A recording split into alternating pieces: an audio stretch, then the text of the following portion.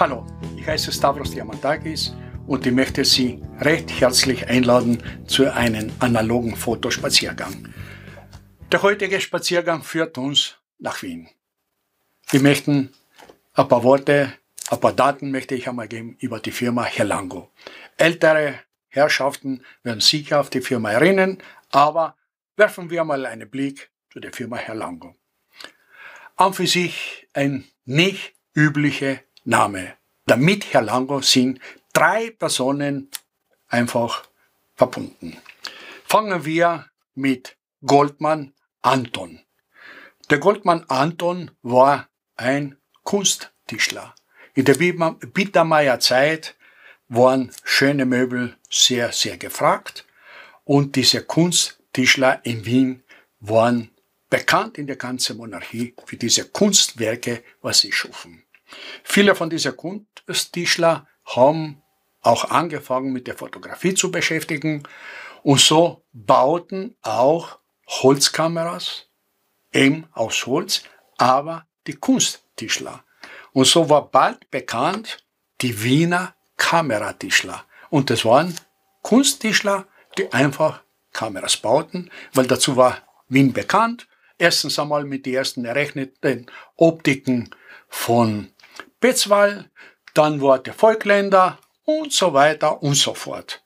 Also Goldmann Anton und auch das Kind davon hieß Goldmann und die Nachfolger alle irgendwie haben den Namen Goldmann Anton über Jahrzehnte weitergeführt.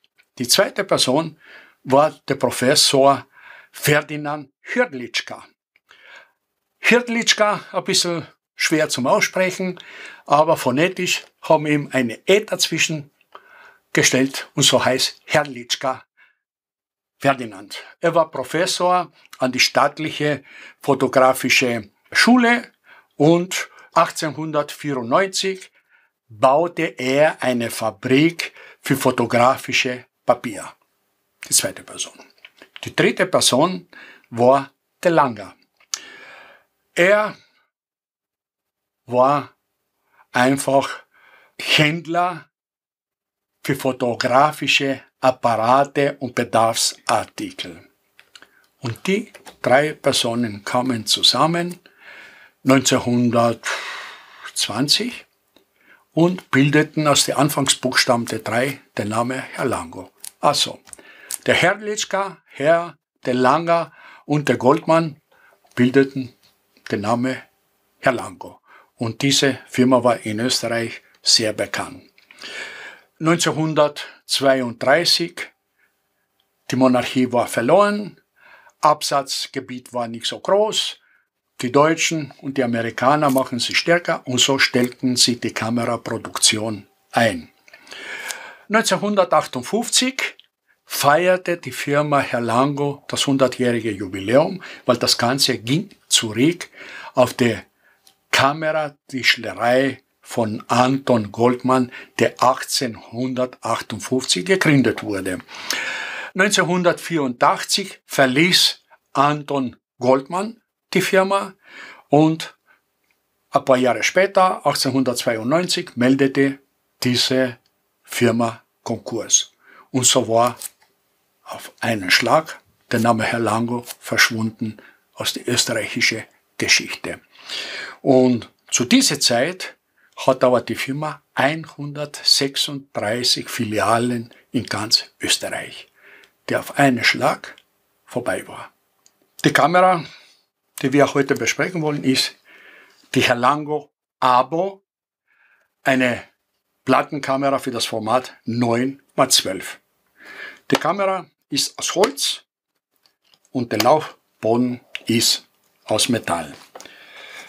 Im geschlossenen Zustand ist die Kamera sehr klein und handlich.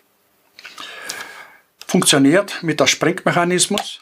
Wenn man hier drückt, kommt hier raus.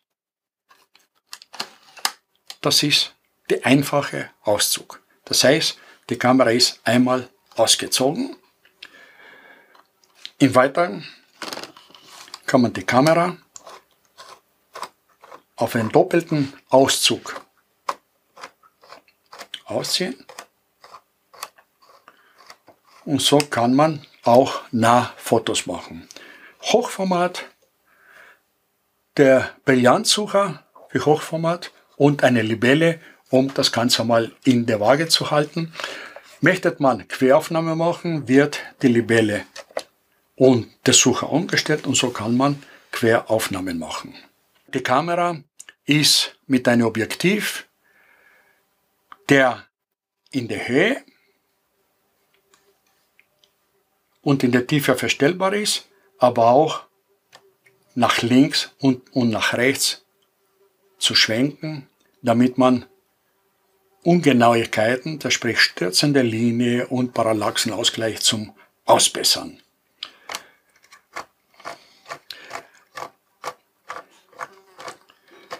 Erst ein paar Jahre später hat diese Kamera auch einen Rahmensucher und der Objektiv ist eine Doppelanastigmat 13,5 cm. Der Verschluss gibt nur ein Hundertstel Sekunde und es ist im Großen und Ganzen eine einfache, aber robuste Kamera. Die Mattscheibe ist wie immer sehr leicht erreichbar, eine große heller Sucher und für das Ganze braucht man auch Wechselkassetten, so wie die hier mit den Glasplatten. Das ist eigentlich alles über diese Herlango Kamera.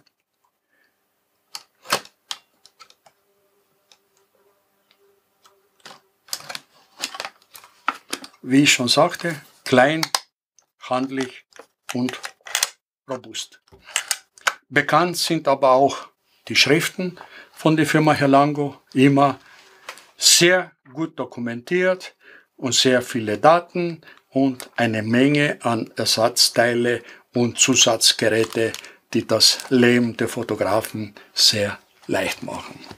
Das war für heute der Kurzbesuch nach Wien zu der ehemaligen Firma Herlango. Danke fürs Zuschauen und auf Wiedersehen bis zum nächsten Video.